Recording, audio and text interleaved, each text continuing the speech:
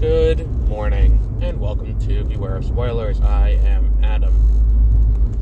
Okay, I did not watch Willow, because I was going to do one and then record the other tomorrow morning, so I figured might as well watch it tonight, so it's fresh tomorrow, especially considering I'm not particularly fond of Willow.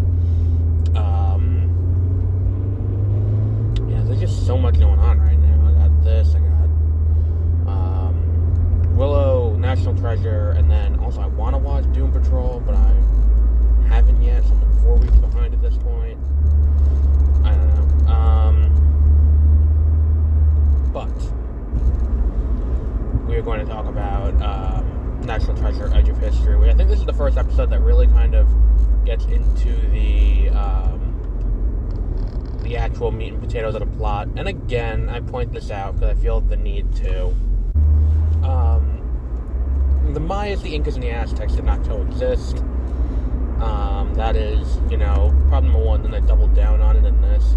And I think that part of the problem is that, they're doubling down on this and using the fact that she's in giving a PhD presentation. See, I think this is part of the problem that, National Treasure, the first one, didn't really have, is that the first National Treasure does not claim to be academic. It does not claim to be historically accurate. It's fantasy. It's historical fantasy. It is, it's not telling a story with the intent of, you should use this as a historical text. This isn't a textbook. It's, it's a work of fiction. I think the problem is that while this has the fantasy elements, it also portrays some of the historical context that's incorrect as factual, which they don't do in the original National Treasure. And I think it's a big difference in this, where it's okay, so we have these three civilizations that existed in Meso and Latin America and South America, and it's okay, yes, they all did exist. The Incas, the Aztec, and the Mayans did in fact exist. But the problem is the Mayans were 200. The Mayans ended 200 years before the Aztecs rose, so they didn't coexist. And also, there is no evidence of trade between the Incas and the Aztecs, because the Aztecs were up near Mexico on the Yucatan Peninsula and stuff like that. Or maybe I'm mixing them up with no, the Aztecs were definitely up around Mexico.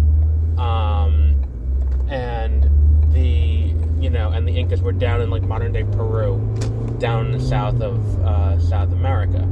And look, we have records of historical trade routes across across the Middle East and Asia and all of that. The Silk Road existed in the 1500s. I'm not saying it's not possible that a trade route existed. However, I think the trade route is a lot more difficult to traverse in trying to get through the entirety of the Amazon rainforest. There's a reason why they don't, the amount of time that it would take to travel that distance is a bit much. So that's just part of what I'm looking at this, and I'm and the thing is too, it's they're portraying this as she's giving a PhD dissertation, and then she's giving the dissertation that this treasure existed and these three civilizations came together and ended it, and then when she gets called out on it, it's just being portrayed as, oh well, they're not listening to her because she's a woman. It's well, no. The issue is we have historical records that contradict this. And I think that's the problem, is that they're portraying this as academic, where it's here she is in a collegiate setting and trying to, do this in this way, and at the same time we're look, this is not reality. There's a way to do this that's not going that far with it. And I think that's part of the problem. You never had the legitimacy of what was going on in the original two National Treasures, kind of like, them going to a historian and being like, that, or the historians were on board with it, and if that was the case, they're trying to, get a historian and be like, oh, well, here's what we're doing, or someone who's knowledgeable on the topic to be like, oh, here we go. That's that kind of thing. I think the show gets a little weird now that it's introduced Elvis as something that exists and was involved in the conspiracy. And I think that it's interesting that, like, they can't break into a government building and steal a government document. That I understand, but I think that for what this show is, them going in and doing a heist of, like, what's it called? Of, like,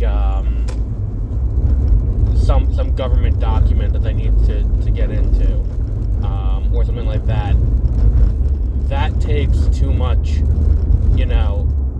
too many resources and stuff like that these kids just don't have. And I think it's smart that they're doing it this way instead, where it's just, here is everything kind of, like, Graceland is an easier, target for them to hit because Graceland has, less security and it still has mystery around it, so it's worth doing that. I just feel like part of the problem I have, like, first off, going to Sadusky's, like, trophy room was awesome. I'm totally on board with that. I watched that, and he has all the things that they recovered over the course of the two movies, and it's like, oh, there's the piece of the desk, and there's that little pipe thing, I think it was, or a pen or something. It looked like a boat, and like Benjamin Franklin's glasses that have the red and blue glass in them, and I'm like, oh shit, that's really cool, and that got me, because it's like, okay, that's cool, I'm okay with this. And I think the problem is everything else that happens in that scene, you're kind of just like, alright, these are leaps of logic that I don't think really, stand to reason. It's kind of like, there's that episode of Rick and Morty where Rick thinks he impregnates the planet, so they go there, and then there's a whole subplot with Morty and Summer, who just want to do drugs and play video games, and, to prove to their parents that doing drugs and playing video games helps, they find this spaceship that crashed on the planet, and they're like, oh my god, this is just a bong, and oh my god, this is just like my video game, and they try to do that to save everything, but they're pulling wildly incorrect assertions, and it's just like, oh my god, you were just like huffing like motor oil, like why the fuck were you doing that? Like, the level of assumption that they make about a lot of this stuff is interesting, and I just don't think it ever quite fits narratively with where they're going. It's one of those things where, like, you watch it and you're like, well, why the fuck was that like, this doesn't make sense. Like, I understand you got a room with 5 people in it, and then you got this dumbass who knows a little bit about Elvis. It's kind of like when Riley would step up every once in a while, and it's like, I think it was in the first one, he's got that moment with the daylight savings, where he's like, yeah, but daylight savings wasn't invented until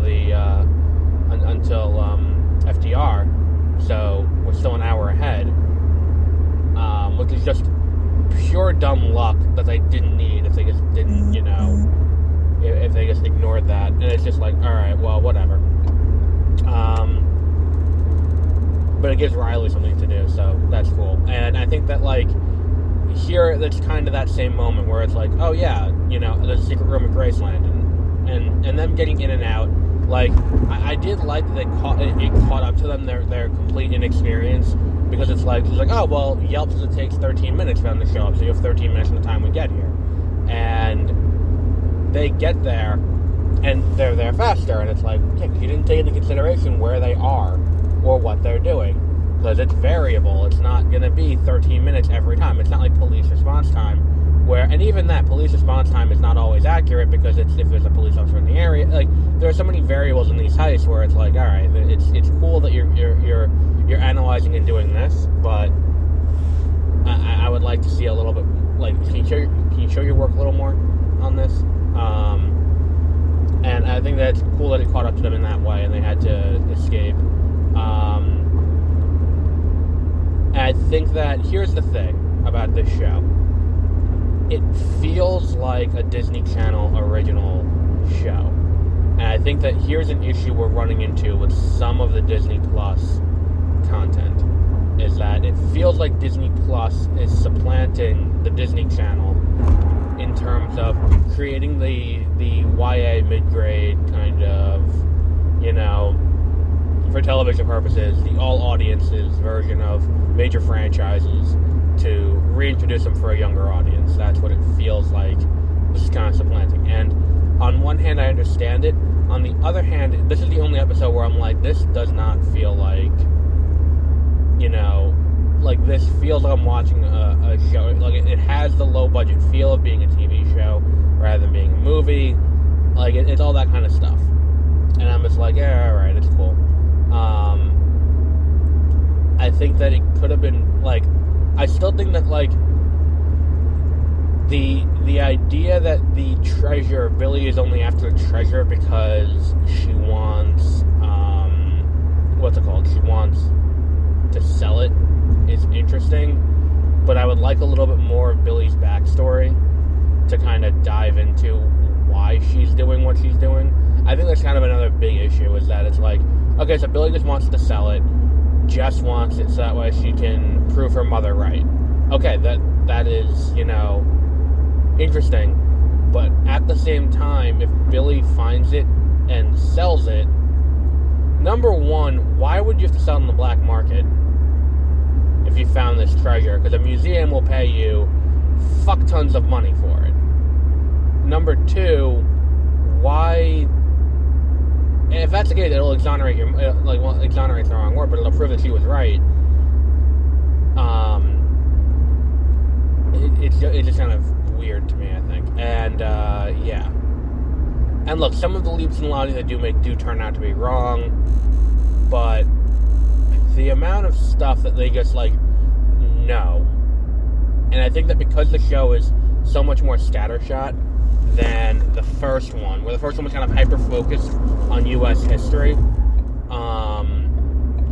because this show is so much more scattershot, and it's got pop culture history, and it needs specific knowledge of what songs went platinum and what songs went gold and got a gold record, and it's like, people, okay, everyone just knows everything they need to for this to work.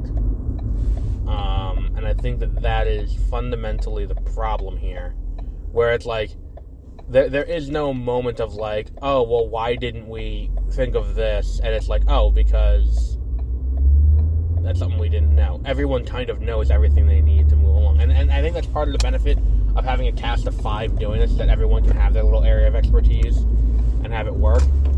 But I just don't feel like this is a great, situation. I'll still watch, though, because it is interesting. Look, again, I have the cultural touchstones for this that I don't have for Willow. So when I watch this show, I understand more what they're going for and what the references are and all of that. So even if, so maybe that's why I'm enjoying this more. Maybe had I watched Willow as a kid, I would have been like, oh, okay, this all makes sense to me, and this is why this is important, and this is why I should care about this, even though you have the main title character dumping exposition as an entire character purpose. And it's just like, alright, whatever. I'm not going to relitigate this until I watch the fucking show this week. But, is it necessarily...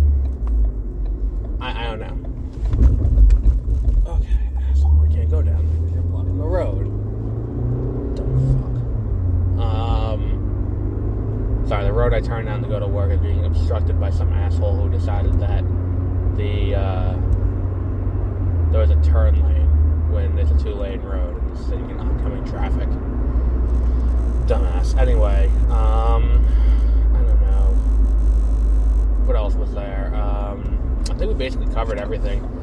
I think that the only time we really get in... I think that the DACA discussion at the end is kind of nuanced, in a way, where it's like, it's not like... you know what it reminded me of? The way she described being a DACA recipient? It reminded me of...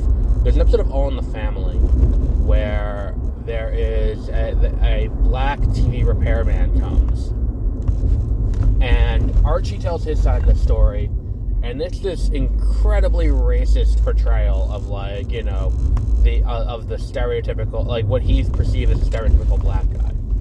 And then when you hear the son-in-law tell his side of the story of what happened, it's the exact opposite, but at the same time, also racist. When in reality, the guy's just a normal guy. And I think that was, you know, that's kind of what this felt like, where it's like she tells, you know, like, I didn't want to tell you that I have DACA, because when you tell someone, you start getting treated differently. People either tell you to go back to your country, or, you know, this, that, the other thing, or people start treating you just like a puppy, and they start treating you with kid gloves, and they start, you know, treating you like you're fragile. And I'm like, oh, okay. Like, it's kind of this thing where it's like, no matter which way they're treating you differently, they're treating you differently. And it's an interesting kind of conundrum. And I like that aspect of it. And again, I think I mentioned this last week. I think the DACA aspect of it does a lot to really introduce why it really serves to isolate her and the rest of the cast into themselves, instead of being like, okay, let's just go to the FBI. Because that's a big thing, that, like, if this was Benjamin Franklin Gates who is doing this mission, he could just go to the FBI and be like, okay, so here's the situation we have going on here. We need assistance. She can't do that because of her status, and she doesn't want to risk her status and end up being deported. It's a really interesting conundrum that they introduce that really serves to isolate her, and I think that works very well. But we'll wrap up there for today. Tomorrow is the 23rd, so depending on what time I get out work, which is still up in the air right now, because I don't know if I'm getting out early or if I'm getting out regular time, I will be seeing either Babylon or I Want to Dance with Somebody.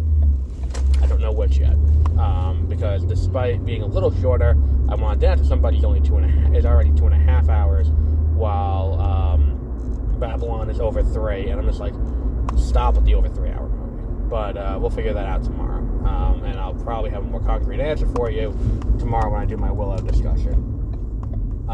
So we'll wrap up there for today, and until our next episode, have a great rest of your week.